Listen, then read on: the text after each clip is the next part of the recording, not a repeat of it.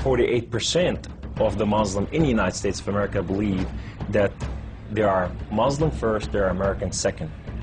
Our purpose is to change this culture because they're infidel, and what they're doing is not pleasing to Allah, and we are the soldier of Allah who will make them do it. Kamal Salim was born in Lebanon to a devout Muslim family. As early as 4 years old, he remembers sitting at the kitchen table while his mother taught him about the Quran and his duty to Allah and jihad. From my childhood, my mom said, one day you'll be a martyr, my son. You will die for the sake of Allah and you will exalt Islam. She said, if you kill a Jew, my son, your hand will light up before the throne of Allah, and the host of heaven will celebrate what you have done. Kamal was 7 when his parents sent him to Muslim training camps to learn to use weapons and engage and kill the enemy. The boys were also taught another, more subtle form of warfare. We were training for what's called culture jihad, which is shifting cultures. Culture jihad is, it's unlike the sword, unlike the rifle, it is the jihad that will come into your world. By his 20s, Kamal was chosen to wage cultural jihad on America. In Islam, liberty, freedom, monarchy, all these are idols, and these must be brought down.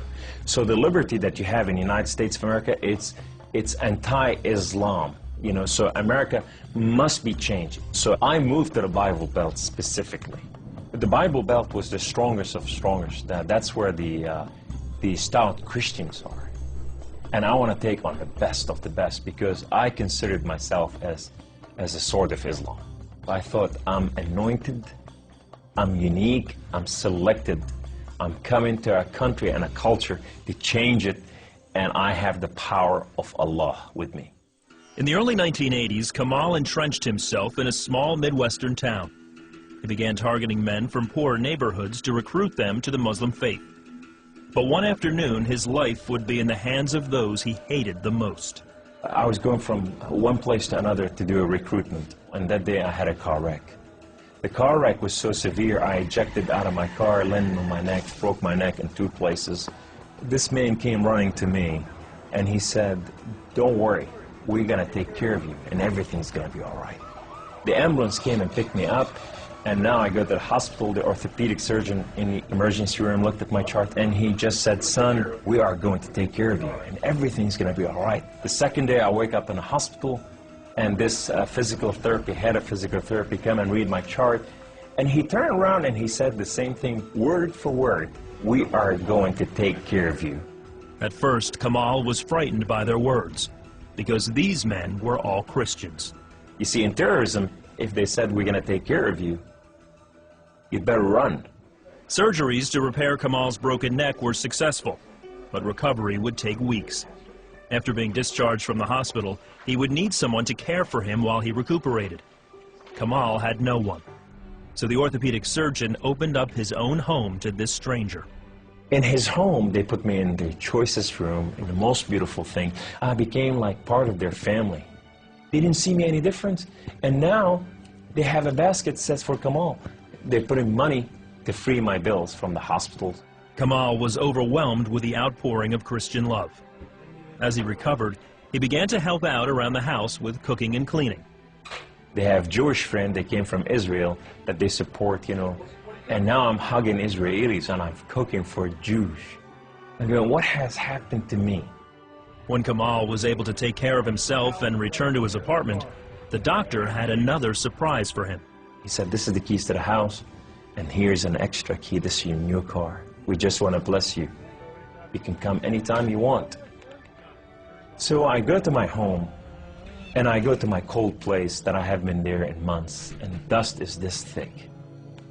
And I just gotta settle this issue with my God to know that if it's real or not. So I walk inside, I shut the door, I go right in the eastern window, and I fall on my knees, and I put my hands to the heavens, and I cry up to my God. Allah, Allah, my Lord and my King, why have you done such a thing to me? I'm okay with the car wreck. I'm okay with all this, but why did you put me among Christians? I'm confused. These Christians and Jews, they're good people. There's nothing wrong with them. They don't want to kill us. They're not the same thing that I learned about them. Allah, these people have relationship with their God. These people, they cry out to the God and they answer them. I want to hear your voice. I want to hear you love me. If you're real, speak to me. I want to hear your voice. Guess what Allah said that day? Absolutely nothing. Kamal felt that because he questioned his faith, the honorable thing to do was to end his own life. So I went to reach out my guns and put it in the right place and clock out. I heard the voice. The voice knew me by name. He said, Kamal, Kamal, Kamal, why don't you call on God of Father Abraham and Isaac and Jacob?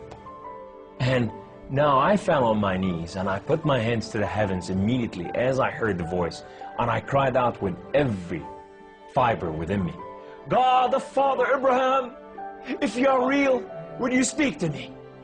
God of Father Abraham, if you are real, I want to know you. Well, God of Father Abraham came to the room, and he filled the room with his glory, and his name was Yahweh. The Lord is one. In his hand, he has holes in his hand. He has holes in his feet. His name is Jesus. I said to him, who are you, my Lord? Who are you? He said, I am that I am. I said, I'm a simple man with a simple mind. What is that supposed to mean? He said, I am the Alpha. I am the Omega. I am the beginning.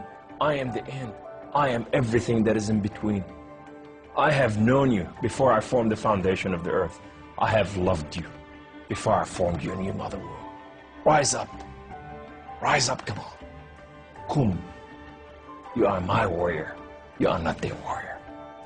And I said to him, I said, my Lord, I will live and die for you. He said, do not die for me.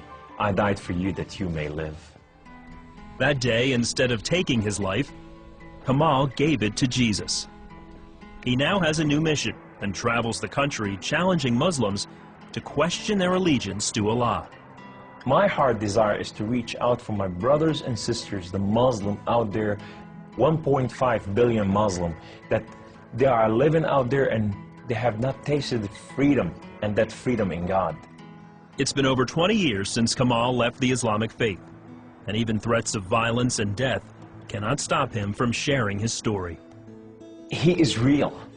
You know, and if you never experienced God before in your life, if you never tasted God, and if you think you got nothing to lose, when you're sitting in your home, whether you're a Muslim or a non-Muslim or a non-Christian or whatever you are, say, call on God of Father Abraham and Isaac and Jacob, and you say, if you are real, speak to me, I want to hear your voice.